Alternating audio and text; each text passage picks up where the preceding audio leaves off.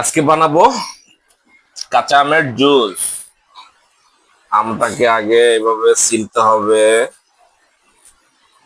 তারপরে কাঁচা আমের জুস বানাবো।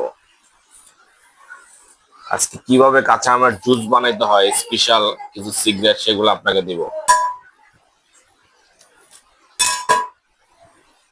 এখন আমের জুস, আম কাটা শেষ।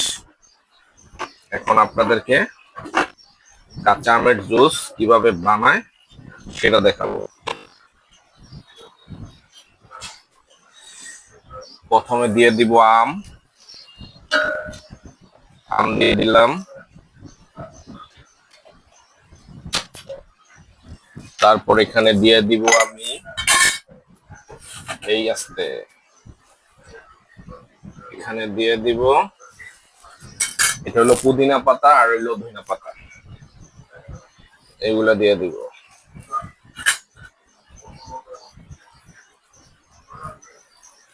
তারপরে দিয়ে দেবো কিছু কাঁচামরিচ।